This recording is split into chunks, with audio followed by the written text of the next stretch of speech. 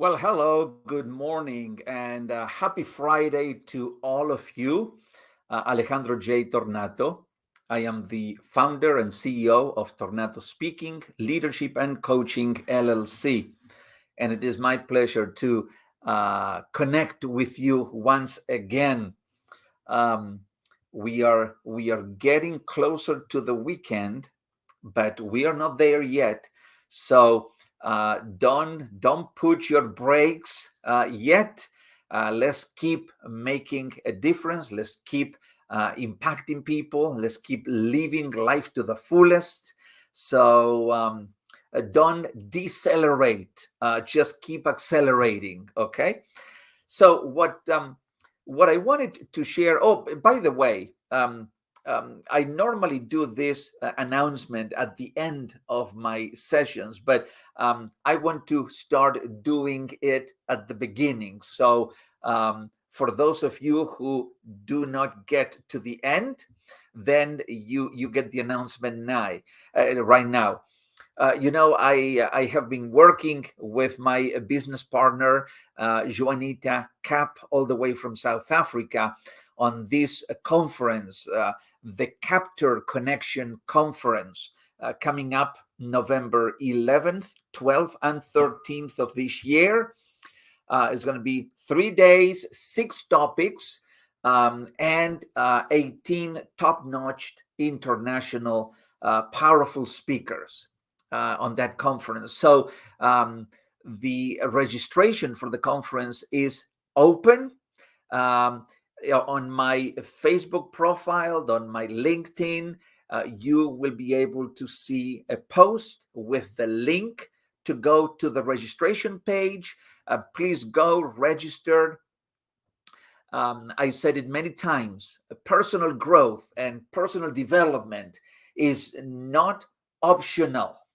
I know that most people don't care too much about growing themselves, but it is something that it is intentional and is not optional. I mean, if you want to achieve more success in your life, if you want to achieve better relationships, if you want to attract better projects, better prospects, we need to consistently keep on learning, keep on growing, keep on developing.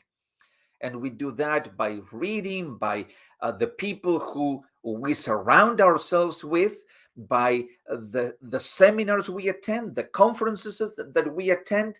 And this is a conference like no other. So go register, don't put it off, don't delay it. Register, grab your seat right now while seats are available, and looking forward, to seeing you there. I know is guaranteed that you are going to get tremendous value out of it. Okay, so that's the announcement that I wanted to make, and let me share with you. You're going to see. I was debating whether to put leaders don't complain, but then I thought about it, and within the umbrella of leadership and leaders, there are leaders who unfortunately they do not fit the word of leaders, because they have the title of leaders, but they do not have the content of being a leader and exercise a great leadership. So I changed the title and I said, no, there are some leaders who do complain and who do blame things on others. Those are not great leaders. Those are either small leaders or at best mediocre leaders. But when we're talking about great leadership, great leaders do not complain. Once you complain, you are creating a culture that says that complaining is the norm. You see, if you are the leader and you obviously, you're leading and you're giving an example, and that's what leadership is all about. People are going to look up to you because you are showing an example of how to be a leader. And if you are the first one who complains, then you are given a green light for everybody else to complain, and you are creating a culture, a complaining culture. And sometimes, you've been in organizations, you've been in teams, you've been in groups, you've been in tribes where complaining is of the essence. That every day people complain about everything or about anything. You see, they don't take initiative. They are not proactive into doing things. No, they take the passive role.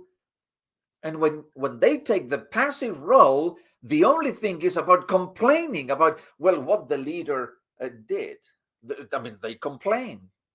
And perhaps even they begin to gossip about it. And I spoke about avoiding gossip yesterday. I did a Facebook Live yesterday on the Connected Leaders Academy, talking about that danger, the danger of gossip, the danger of allowing gossip to spread around.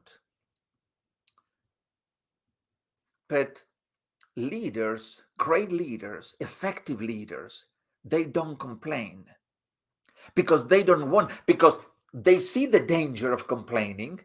They see the zero results that happens as a result of complaining.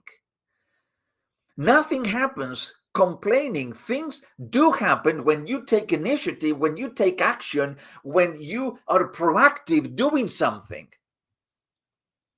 And when you're doing something and you are getting your hands and your feet dirty doing the work, sweating it out, then what happens is that you don't have time to complain about anything because you are engaged in doing the work. It's either you do the work or you sit passively and you complain about other people doing the work because you are going to see fault and then you complain about it, and you see mistakes and you complain about it. Well, rather than complaining, get yourself off the couch of that passive attitude and start doing the work. Even if you make mistakes, do the work. Don't complain about it. And you will contribute to the project. You will contribute to whatever it is that needs to get done rather than complaining. So as a leader, don't complain. Don't give that complaining example, that nagging example to others. The leader gives the example. The leader sets the pace, sets the tone, sets the culture. And the leader is the one who, when making a mistake, do not blame it on others.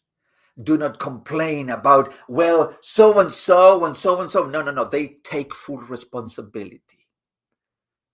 And there's no complaining about that. You see, emotions are contagious. Emotions are contagious.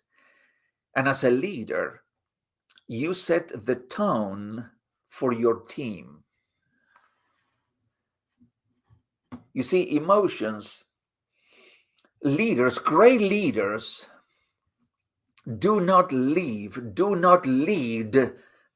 by emotions, by letting emotions govern them and govern their actions. No. Because when you let emotions take over, emotions could say, well, I mean, I don't feel like going to work today. So, I mean, that's what I feel. That's one of my emotions today. So I'm just going to stay and watch TV all day long. But leaders don't do that. Leaders don't live their lives according to their emotions. They live their lives and they lead their lives and they lead others and they lead their organizations, not through their emotions, but through their determination, through their discipline, through their commitment. That's what great leaders do. And in the process, they are not given to complaining. They do the work, they take responsibility, they are committed, determined, disciplined, but not complaining. And so that's what I wanted to share with all of you this morning. I want to put you in that frame of mind that as leaders, let's not give an example of nagging and complaining and bickering about things. No. Let's be real leaders. Great, heart-centered, thoughtful leaders. Active leaders, not passive, complaining leaders. Okay? So thank you so very much. I really appreciate all of you. It's always great connecting with you. And until the next time that we connect, all the very best and be well.